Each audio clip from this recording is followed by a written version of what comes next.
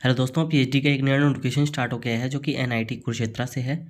दोस्तों, इन्होंने सबसे पहले यहाँ पर बताया कि 21 अक्टूबर से ये फॉर्म स्टार्ट हो गया था। लास्ट डेट इसकी 20 नवंबर रहने वाली है और रिटन टेस्ट आपका 2 दिसंबर को रहने वाला है, 2 दिसंबर को। और दोस्तों, इंटरव्यू आपका 2 से 4 दिसंबर को ही रहेगा। और दोस्तों, यहाँ पर फेलोशिप बताई गई है कि इंस्टीट्यूट फेलोशिप मिलती है, जो कि जिन्होंने कोई नेट गेट क्वालिफाइड कंटेंट है और यदि कोई स्पॉन्सर कंटेंट है फंडिंग एजेंसी से तो वो अपनी ले सकते हैं। विशेष फेलोशिप भी रहती है। और दोस्तों, यहाँ पर इन्होंने डिपार्टमेंट बताए हैं जिसमें लिए आवेदन मांगा गया है, जिनमें कि business administration, chemistry, civil engineering, computer application, computer engineering, information technology, electrical engineering, electronics and communication engineering, humanities and social science, mathematics, mechanical engineering, production and industrial engineering, physics, school of renewable energy and efficiency, VLSI design and embedded system. ये कुछ information दी गई है यहाँ पर subject के बारे में। Total 13 subject रहने वाले हैं दोस्तों यहाँ पर। आगे ये इन्फॉर्मेशन ब्रोशर भी इन्होंने अटैच किया हुआ है, तो यहाँ पर आपको सभी इन्फॉर्मेशन देखने को मिलेगी। यहाँ पर रेगुलेशन के रूम में बताया गया है कि आपको यहाँ पर ये सब पूरा टाइम डिवोट करना होगा यदि आप फुल टाइम के लिए आवेदन करना चाहते हैं तो। और 2 कैटेगरी के लिए आवेदन मांगा गया है नॉर्मली, फुल टाइम और पार्ट टाइम। और ये कौन कौन लोग आवेदन कर सकते हैं? कोई टीचर पर्सन हो, फैकल्टी हो डिपार्टमेंट के अंदर, या कोई और किसी जगह प्रोजेक्ट स्टाफ हो, या कहीं वर्किंग हो, फॉरेन नेशन हो। और आगे ये कैटेगरी कौन कौन सी है, सेल्फ फाइनेंस वगैरह, स्कॉल फेलोशिप वाली, काफ़ी सारी यहाँ पर इंफॉर्मेशन दी गई है। तो ये आप देख सकते हैं कि जिनको एक्सटर्नल फंडिंग एजेंसी से मिल रही है या कोई स्पॉन्सर्ड है तो सभी इसके अंदर आवेदन कर सकते हैं। एलिजिबिलिटी की बात करें तो दोस्तों यहाँ पर बताई हुई है, जिन्होंने डिस्टेंस से अपनी डिग्री पूरी की है तो वो यहाँ पर एलिजिबल नहीं है। और आपकी जो डिग्री है वो यूजीसी एआईसीटी द्वारा अप्रूव्ड होनी चाहिए, रिकॉग्नाइजेशन होना चाहिए। मिनिमम क्वालिफिकेशन बताई गई है एलिजिबिलिटी के लिए कि मास्टर डिग्री आपकी engineering, technology, science, humanities and social science के अंदर हो या मैनेजमेंट के अंदर हो। ये 6.5 CGPA हो 10 पॉइंट स्केल के हिसाब से, या मिनिमम 60% मार्क्स आपके होने चाहिए। और दोस्तों, यहाँ पर आपसे मांगा गया है कि मास्टर डिग्री के साथ में आपके पास में फुल टाइम बैचलर डिग्री भी हो और जो कि रेगुलेशन फॉलो करती हुई हो। 6.5 CGPA का मिनिमम 60% मार्क्स उसके अंदर भी हो। यदि कोई बैचलर डिग्री के साथ में ही डायरेक्ट आवेदन करना चाहता है तो उनके बैचलर डिग्री में मिनिमम 80% मार्क्स होने चाहिए या 8.5 CGPA होनी चाहिए 10 पॉइंट स्केल के हिसाब से।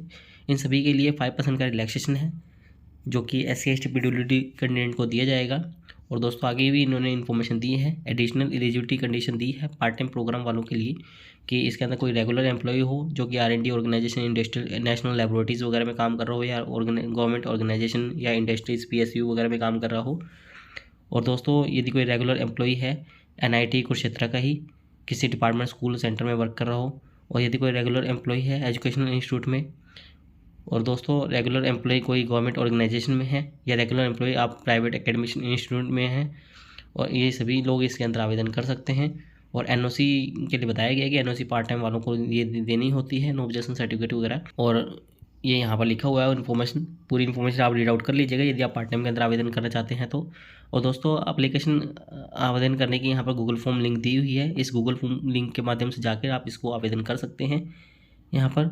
और रिजर्वेशन बताया गया है कि ये फुल टाइम रेगुलर PhD वालों को दिया जाता है, ये वेरियस जो भी प्रोग्राम वगैरह है उनके अंदर।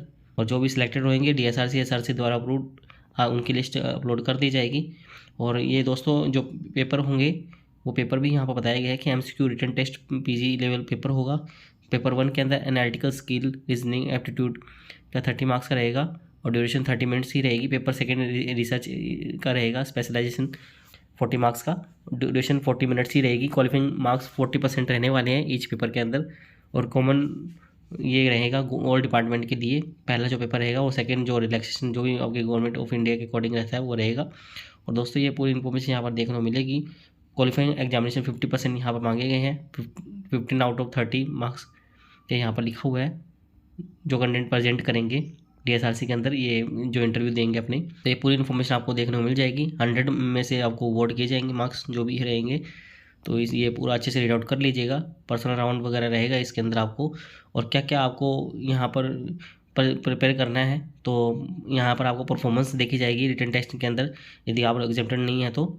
और दोस्तों, यहाँ पर आपके क्वालिफाइंग डिग्री दिखी जाएगी, कितने परसेंटेज हैं आपके, और परसेंटेज आपके अंडर ग्रेजुएट डिग्री के अंदर भी दिखे जाएंगे, 12th की भी, 10th की भी, और आपके डेट ऑफ बर्थ वगैरह ये सभी चीज़ें देखी जाएगी। एग्जामिनेशन किस किस को मिलेगा इंट्रेंस टेस्ट से, तो वो भी यहाँ पर बताया गया है कि यदि कोई पार्ट टाइम है, रेगुलर एम्प्लॉई है, R&D ऑर्गेनाइजेशन नेशनल लेबोरेटरी वगैरह के अंदर, या रेगुलर एम्प्लॉई NIT कुरुक्षेत्र का है, या फुल टाइम फेलोशिप मिल रही है उसको गेट वगैरह से, जो इंस्टीट्यूट फेलोशिप लेना चाहते हैं उनके पास में गेट होना चाहिए वैलिड, और ये वैलिड नेट LS होना चाहिए, UGC ISR होनी चाहिए, या फुल टाइम फेलोशिप उनको किसी एक्सटर्नल फंडिंग एजेंसी से मिल रही हो, जैसे कि गेट या नेट LS JRF वगैरह से, UGC वगैरह से मिल रही हो, तो वो भी इसके अंदर रहेंगे एग्जाम्प्टेड। इंपॉर्टेंट डेट की बात फिर से की गई है कि लास्ट डेट 20 नवंबर रहने वाली है शाम 3 बजे तक, और आपका जो रिटन टेस्ट और इंटरव्यू रहेगा वो 2 से 4 दिसंबर के बीच में रहने वाला है।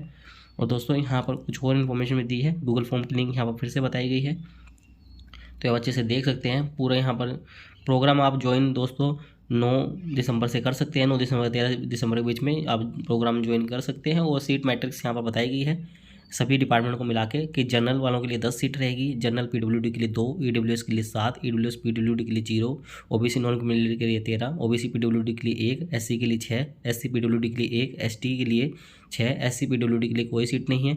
और टोटल सीट 46 रहने वाली है यहाँ पर, जिसके अंदर कि आप आवेदन करना चाहते हैं। और दोस्तों यहाँ पर ये कैटेगरीज बताई गई है कि टाइम टेबल वगैरह कि क्या क्या कैटेगरीज रहती है नॉर्मली। और दोस्तों सिलेक्शन प्रोसीजर भी यहाँ बताया गया है कि ये सिलेक्शन प्रोसीजर फुल टाइम और पार्ट टाइम के बेसिस पर रहता है, परफॉर्मेंस वगैरह देखी जाती है। अप्लाई करने की लिंक फिर से यहाँ पर दी है, और आपको यहाँ पर ऑनलाइन एप्लीकेशन करते वक्त क्या क्या ध्यान में रखना है, तो यहाँ पर आपको अपने CGPA वगैरह फिलअप करनी है। और ये ऑनलाइन एप्लीकेशन जो एक बार सबमिट कर दिया तो ये फाइनल चेंजेस वगैरह नहीं होंगे, तो ये बात ध्यान रखिएगा कि एक बार में ही आप सही भर देवें।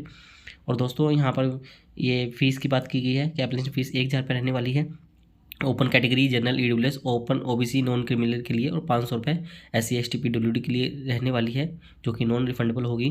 और दोस्तों ये आप फी पे कर सकते हैं, ये एक ही डिपार्टमेंट या और कोई और डिपार्टमेंट के अंदर भी आवेदन करना चाहते हैं तो कर सकते हैं।